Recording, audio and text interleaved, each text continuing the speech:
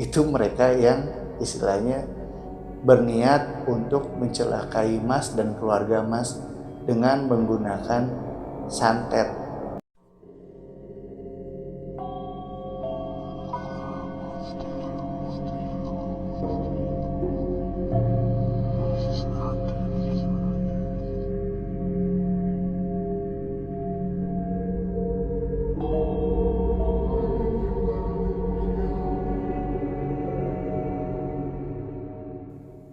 Kali ini kembali saya akan menceritakan sebuah kejadian nyata yang pernah saya alami, di mana kejadian ini terjadi di rumah kediaman kami di Cirebon, di kisaran 3 atau 4 tahun yang lalu. Ya, kejadiannya berawal dari, ya biasanya memang di rumah kami ini tenang gitu kan, adem. Namun tiba-tiba di suatu hari, rumah ini seperti seperti tiba-tiba mencekam gitu kan. Banyak hal-hal aneh yang memang di luar nalar yang terjadi di rumah.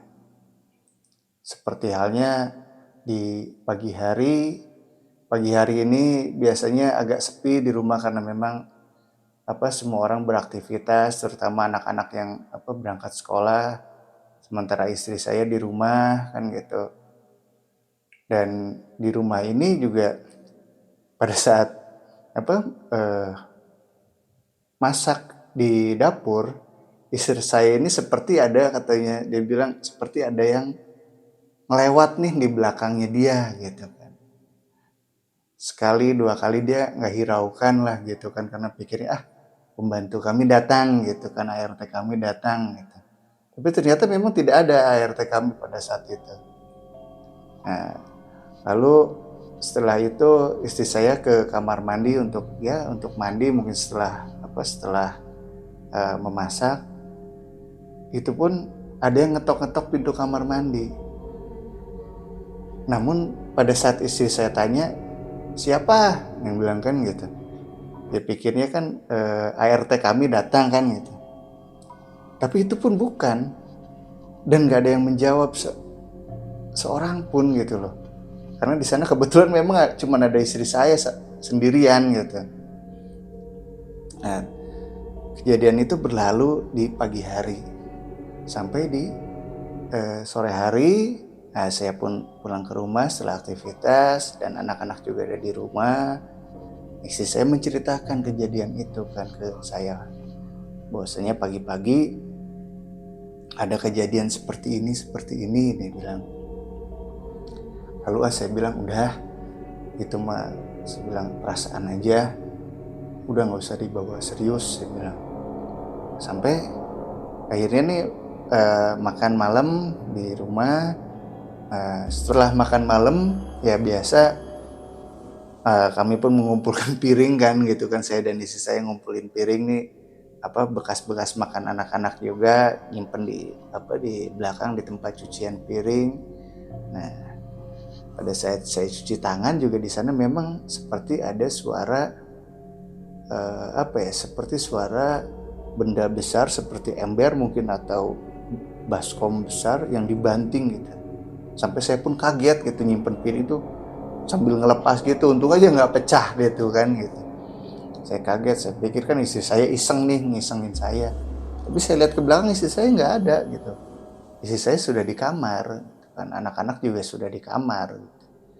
Karena memang sudah selesai aktivitasnya, selesai belajar, makan, langsung istirahat, lalu nggak lama kan tidur kan gitu.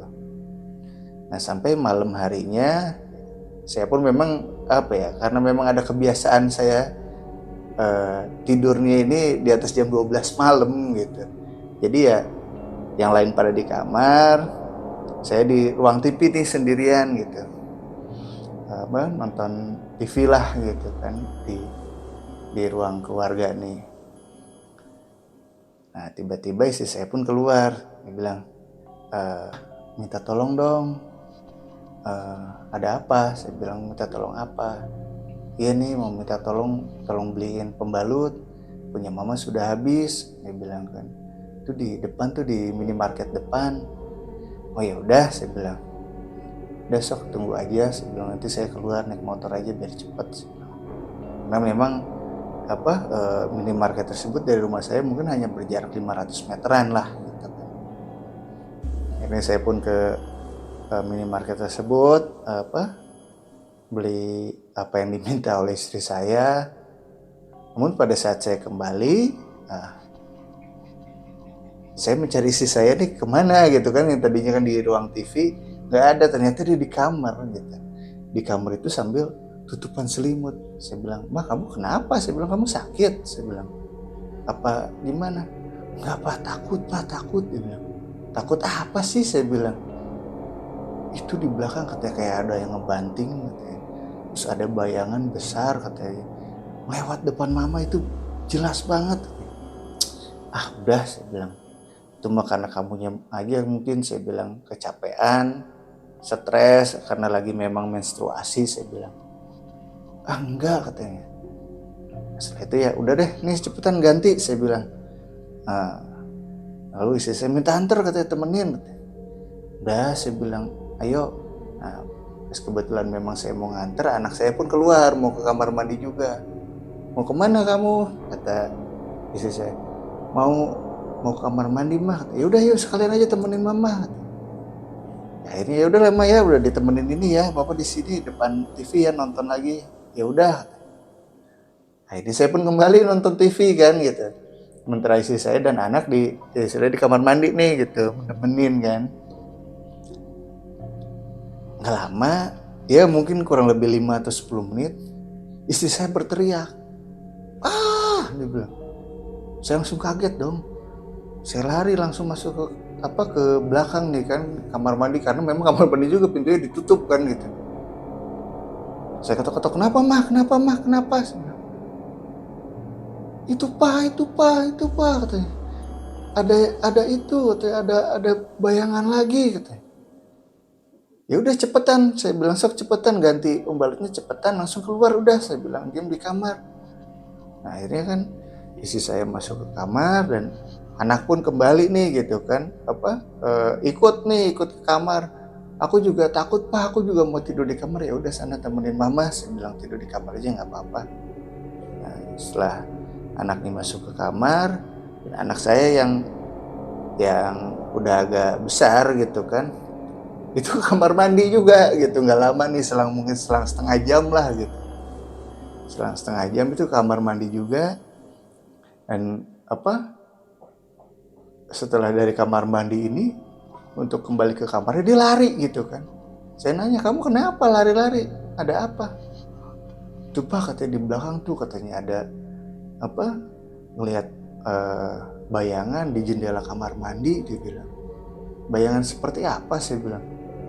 "Nggak tahu, kelihatannya sih kayak nggak jelas mukanya, cuman rambutnya itu seperti gimbal atau keriting gitu, tapi yang kelihatan cuma rambut sama matanya doang. Matanya ini merah, Pak," katanya, "nyala," dia bilang.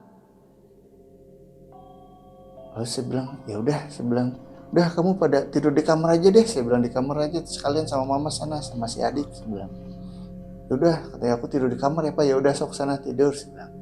Saya tetap di depan TV kan gitu.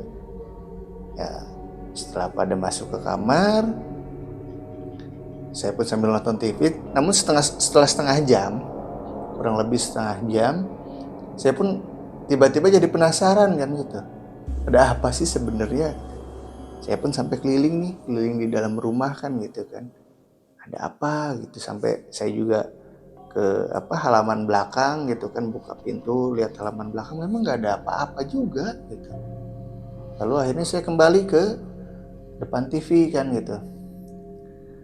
Sampai di depan TV ini kembali saya nonton TV lagi, lalu kurang lebih mungkin setengah jam atau sejam, istri saya berteriak lagi di kamar nih gitu. "Ah, ah, tolong." Saya lari dong masuk ke kamar. "Kenapa, Mas?" Saya bilang, "ada apa?" "Barusan mama tidur," katanya, "mimpi," katanya. "Mimpi yang itu," katanya, "ya makhluk yang tadi mama lihat itu," katanya, "ada nyamperin mama," katanya, mau nyekek mama."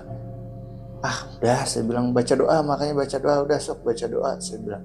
Sok papa nunggu di luar nggak tidur, saya bilang kan. Wah takut pak, katanya. Ya udah sok tidur, saya bilang. Nah, saya kembali keluar, namun selang kurang lebih 10-15 menit istri saya ini keluar gitu kan. Di samping saya nih ikut nonton TV kan gitu. Wah mama beneran ketakutan pak ini, katanya. Gak biasa-biasanya kayak begini, dia bilang. Nah di sana saya pun diam gitu kan, karena nggak bisa ngomong apa-apa lagi, karena memang si isi rumah ini semua kena teror gitu dari istri saya yang melihat bayangan, penampakan seperti itu, kamar mandi diketuk kan, dan anak saya juga melihat sesosok makhluk yang di balik jendela kamar mandi yang rambutnya panjang terurai, matanya merah menyala. Ya semua di dalam rumah itu merasa terteror gitu. Cuman ya gimana ya, mau nggak mau, karena memang saya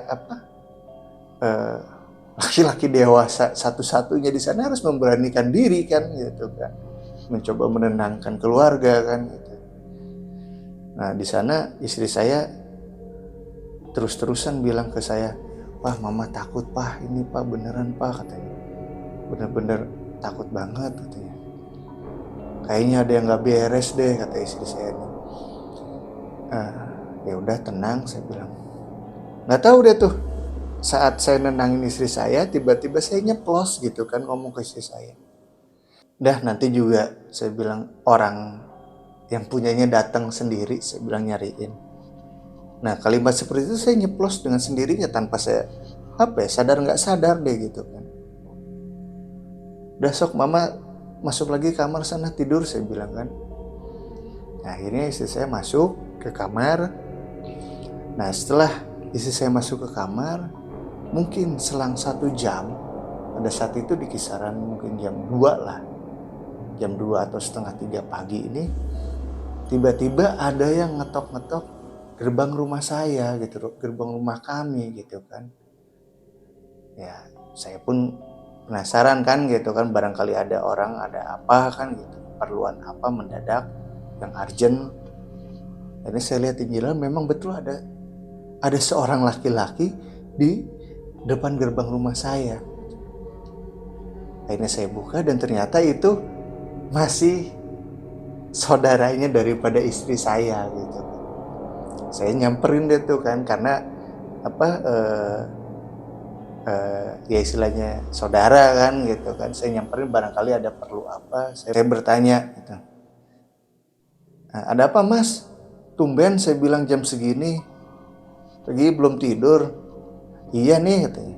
"Gimana di sini aman?" katanya. "Baik-baik aja." "Maksudnya gimana?" saya bilang. "Ya barangkali hujan," katanya kan. "Tadi kan habis sore hujan," katanya, "barangkali banjir apa. Karena kan di sini kan ada banjir musiman," dia bilang kan. "Oh, enggak," saya bilang, "aman." Tapi di sana si saudaranya istri ini, dia sambil celingak-celinguk seperti mencari sesuatu gitu kan. Mencari sesuatu yang memang ada di rumah saya ini gitu kan. Ya istilahnya gerak-geriknya aneh lah gitu kan. Nggak biasanya orang datang ke rumah orang lain di jam 2 pagi atau setengah 3 pagi, ngetok-ngetok gerbang sambil celingak-celinguk seperti mencari sesuatu, barangnya dia yang hilang kan gitu. Dan di sana juga saya ngobrol lah singkat kan gitu. "Cari apa mas?" saya bilang. "Kok kayak nyari sesuatu nih?" saya bilang. "Oh enggak," katanya. Ya mungkin dia menutupi lah gitu kan. "Saya ini aja cuman lihat aja barangkali banjir apa," katanya kan. "Oh enggak," saya bilang. "Alhamdulillah nggak banjir nih tahun ini mas," saya bilang. Karena memang kebetulannya rumah kami ini juga pernah gitu kebanjiran gitu kan. Ya akhirnya setelah itu saudaranya istri saya ini kembali pulang kan gitu. "Udah aman, tenang aja," saya bilang, "nanti kalaupun banjir juga saya pasti keluar, saya minta tolong," saya bilang. "Oh iya udah kalau gitu saya pamit ya." "Iya." Pamit, saya masuk ke rumah dan ternyata istri saya nih belum tidur gitu. Dia di ruang keluarga, di ruang TV, dia ngintip saya gitu kan di jendela nih gitu kan, di balik gorden nih kan gitu. Dia gitu saya masuk dia nanya, "Pak, kenapa dia kesini?" Nggak tahu saya bilang, cuman dia tadi sih ditanya kenapa, dia cuman bilang apa, nanyain aman nggak, banjir nggak, dia bilang kan seperti itu, saya bilang. Tapi ya saya bilang, aneh juga, saya bilang, dia sambil kayak orang celingak-celinguk nyari apa gitu, nyari sesuatu gitu.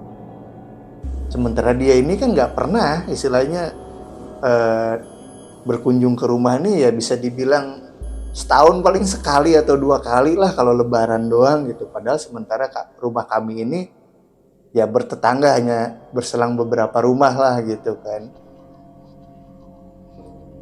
Oh, istri saya bilang begitu. Jangan-jangan Pak, yang tadi Papa bilang itu nanti orangnya datang itu kali. Hush, saya bilang. Nah, jangan sudon, saya bilang.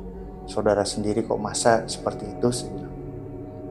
Ya, mana tahu kan gitu. Lagi kan dia jarang kesini juga. Ngapain tiba-tiba datang ke sini? Nggak ada angin, nggak ada hujan. Jam segini pula. Udah, saya bilang udah tidur lah, udah. Saya bilang jangan dipikirin. Yang penting sekarang udah tenang, saya bilang. Akhirnya malam itu istri saya tidur, dan saya nggak lama juga tidur juga gitu kan. Nah, keesokan harinya berjalan normal seperti biasa. Cuman setelah kejadian tersebut, mungkin selang 3 hari lah, selang 3 hari atau paling lamanya 1 minggu, itu ada kejadian aneh lagi yang terjadi kepada saya gitu kan. Dan kejadiannya juga ya melalui mimpi gitu. Selama 3 malam berturut-turut, saya ini di mimpi itu didatengin oleh salah satu saudara dari istri saya gitu kan. Yang lainnya, bukan yang kemarin gitu, yang lainnya ada lagi kan, sama-sama laki-laki juga gitu kan. Nah, cuman dia ini seperti ngelihat saya ini ngelihat benci gitu. Yang lama-lama matanya memerah kan gitu. Nah, di sana saya pikir setelah 3 hari tersebut, tiga malam saya bermimpi hal itu gitu kan, saya pun mulai kepikiran nih gitu kan, yang tadinya biasa aja, saya nggak pernah ngerasa punya masalah sama saudara atau apa gitu kan, nggak pernah menyinggung mereka karena memang saya juga orang yang jarang keluar rumah gitu, paling pulang beraktivitas ya diam di rumah. Adapun keluar rumah ya kalau memangnya ada saudara yang memang ada pengajian, ada apa, baru saya gitu kan, atau ada yang sakit baru saya berkunjung kan gitu. Nggak pernah iseng dah gitu kan, nggak pernah iseng nongkrong gitu enggak gitu. Nah, di malam itu saya pun sampai berpikir gitu, kenapa kok berulang-ulang kali kemarin ada kejadian seperti ini dan ada yang datang saudara dari istri saya yang kebetulan memang masih saudara dekat lah kan gitu. Dan setelah beberapa hari saya pun bermimpi saudara yang satunya lagi gitu kan. Itu seperti orang yang benci ke saya. Sih sebenarnya ada apa gitu, saya punya salah apa gitu. Kalaupun saya punya salah, ya kayak menurut saya gitu kan, ya sebaiknya mungkin orang itu kasih tahu saya, kamu salah nih gini, kan saya enak, saya langsung bisa datang minta maaf gitu kan. Tapi di sana saya berpikir ini ada apa gitu kan, sampai akhirnya fokus saya nih di malam itu tertuju kepada mimpi tersebut gitu. Sampai di tengah malam perasaan saya gundah gitu kan, gak enak perasaan banget itu, sampai akhirnya saya pun udah deh memutuskan untuk sholat malam gitu kan. Saya sholat tahajud gitu, minta pencerahan dari Yang Maha Kuasa gitu kan. Saya di sana minta petunjuk kalau memangnya ada hal yang salah dari saya, tolong dibukakan supaya saya tahu salahnya saya di mana agar besok saya datengin orang tersebut dan minta maaf kan gitu. Kalau memang sebaliknya saya tidak ada punya salah kepada orang tersebut, ya mohon dibukakan gitu kan. Sebenarnya kenapa nih kok saya ada mimpi tentang hal tersebut, tentang orang tersebut kan gitu. Nah setelah sholat tahajud saya memohon seperti itu, akhirnya ya sudah deh selesai kan, malam itu saya tidur. Besokan paginya tukang kebun di rumah kami ini datang gitu, karena memang dia ada kerjaan juga kan gitu untuk ngambilin buah-buahan sama beresin kebun di belakang rumah kan. Nah sambil beresin tersebut yang memang kebetulannya saya juga sedang gak ada aktivitas di luar gitu, jadi ya sambil nemenin deh kan gitu, sambil nemenin sambil ya istilahnya sambil ngobrol ngalir ngidul deh kan gitu kan, biar nggak jenuh, biar nggak kerasa capek nih sambil nyabutin rumput atau beres-beres kebunnya kan gitu. Nah di sana tukang kebun kami ini bilang gitu kan ke saya, Mas, si Anu dibilang kan gitu ya, si Anu ini yang orang yang di dalam mimpi saya gitu, si Anu tadi malam dia bilang tiba-tiba dia ngigau Mas katanya, ngigau lalu dia bangun tapi dia nggak bisa berdiri Mas katanya. Maksudnya gimana Mang? Saya bilang kan karena saya manggil tukang kebun ini Mamang kan biasanya kan. Maksudnya gimana Mang? Sakit apa gimana? Nggak tahu, dia tiba-tiba sakit katanya. Terus dia bilang mulutnya itu seperti ngomong tapi ngomongnya nggak jelas dia bilang. Terus saya bilang udah dibawa ke rumah sakit belum? Saya bilang udah diperiksa belum? Nggak tahu tuh Mas ya katanya, orangnya kejadiannya tadi malam sih. Oh gitu, saya bilang ya udah nanti kita ke sana aja. Saya bilang nanti setelah inilah sore lah kita nengokin ke sana. Saya bilang ya udah Mas katanya. Nah di hari itu di sore harinya saya pun mencoba berkunjung ke sana gitu kan. Cuman begitu saya jalan ya kebetulan memang rumahnya itu melewati masjid kan. Begitu sampainya saya di masjid ini ketemu dengan saudara istri saya yang lainnya. Nah, ditanya kan mau kemana katanya. Itu saya bilang mau ke rumahnya itu. Saya bilang tadi si Mamang tukang kebun bilang katanya sakit. Saya bilang ya cuma mau nengok aja. Oh enggak, katanya dibawa ke rumah sakit. Oh saya bilang ya udah kalau gitu mah, saya bilang ya semoga cepat sembuh aja. Saya bilang iya katanya. Saya balik lagi nih gitu kan sama istri nih kan gitu kan, kembali ke rumah. Dan di rumah pun ya biasa aja sih, nggak ada kejadian seperti apa lagi gitu kan, karena memang malam itu saya mungkin udah tahajud kan, udah tenang lah kan gitu. Nah selang 3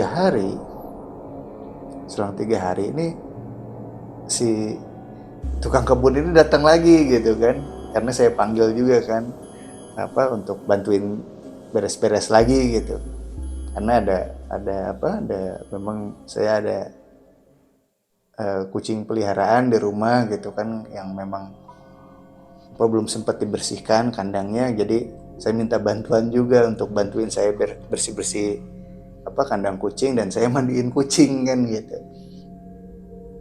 Jadi ya si Mamang tersebut datang ya, dia membersihkan kandang, saya mandiin kucing ya sambil ngobrol lagi kan gitu kan. Mas katanya dibilang si itu katanya sakit 3 hari nggak bisa berdiri Mas. Kan bukannya di rumah sakit, kemarin saya ke sana katanya ke rumah sakit. Saya bilang iya, rumah sakit udah angkat tangan katanya, udah dibalikin lagi sama rumah sakitnya, sekarang udah di rumah katanya. Oh gitu, saya bilang Terus gimana? Nggak tahu. Yang jelas sih tadi saya pas mau ke sini tuh katanya kan ketemu dengan saudaranya gitu yang memang rumahnya berdekatan dengan orang tersebut kan gitu. Nah di sana si Mamang ini ngobrol singkat lah gitu kan karena saling nyapa, gimana katanya itu udah sehat apa gimana. Enggak, dia bilang kan. Nah, dia bilang nggak tahu dia seperti eh, ngigo gitu kan. Cuman yang diucapannya itu cuman bilang ampun, ampun, ampun, dia bilang seperti itu gitu. Saya bilang, kok bisa gitu ya? Ya nggak tahu, dia bilang kan. Mungkin dia punya salah kali sama orang tuanya atau sama istrinya mungkin. Saya bilang dia minta maaf ke istrinya atau ke orang tuanya mungkin. Enggak mas katanya, ini kayaknya seperti apa ya gitu kan, seperti kalau orang sini bilang sih katanya kan senjata makan tuan gitu kan, mukul orang cuman dianya yang kena sendiri, dia bilang kan. Nah di sana setelah si mama ngomong begitu, saya pun kaget gitu kan. Saya teringat tentang mimpi gitu kan, mimpi si orang tersebut gitu, si saudara istri saya tersebut gitu. 3 malam berturut-turut saya memimpikan dia, sampai hari keempat itu saya nggak tenang sampai akhirnya saya sholat tahajud kan gitu kan. Nah di sana saya baru sadar gitu. Saya pun istilahnya kaget lah gitu kan, kaget dan takut gitu kan. Takutnya apa karena saya gitu kan, sementara kan saya nggak istilahnya komunikasi sama dia aja nih nggak pernah, kecuali kalau papasan di jalan menyapa kan gitu, nggak pernah iseng ngobrol gitu kan. Berkunjung pun saya jarang kan gitu, sama dia juga bahkan nggak pernah sama sekali berkunjung kan gitu, mungkin setahun sekali lah berkunjung dia kan gitu. Dari sana saya mulai kaget dan takut gitu kan. Takut itu karena saya, tapi ya saya coba istilahnya berkonsultasi gitu kan dengan di sana yang memang ada kiai yang memang kebetulan masih saudara juga, dan kiai tersebut juga sering ngebantu kami untuk acara pengajian di rumah gitu, karena memang kebetulannya di rumah saya nih seminggu 2 kali ini ada pengajian gitu kan, tawasulan atau manakiban kan gitu. Pas kebetulan ada pengajian, nah setelah pengajian ya yang santri-santrinya atau muridnya beliau ini pada pulang, nah beliau saya tahan dulu kan gitu kan, saya mau ngobrol, saya bilang sebentar. Ya udah ngomong aja, nggak apa-apa, yuk kita ngobrol. Saya ngobrol, saya ceritakan nih gitu kan, kejadian dari awal sampai akhir nih saya ceritakan semua. Pertama dari mulai istri saya dan keluarga ini kena teror kan gitu kan,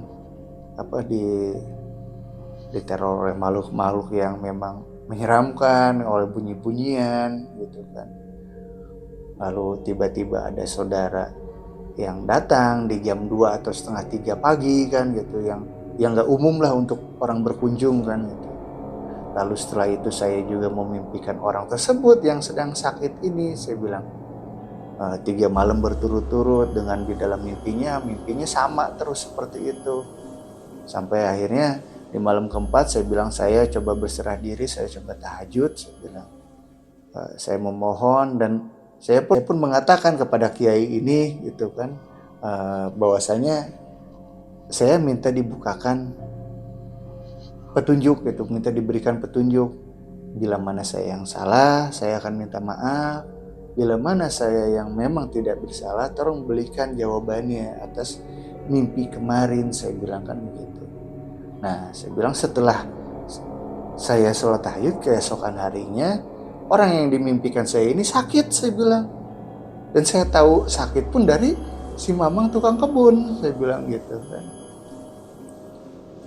Sampai akhirnya seperti itu, seperti ini. Dan si mamang tukang kebun pun bercerita. Saya bilang, si orang yang sakit ini atau saudara ini, dia seperti orang mengigau tapi cuman bilang ampun, ampun, ampun. Dia bilang seperti itu.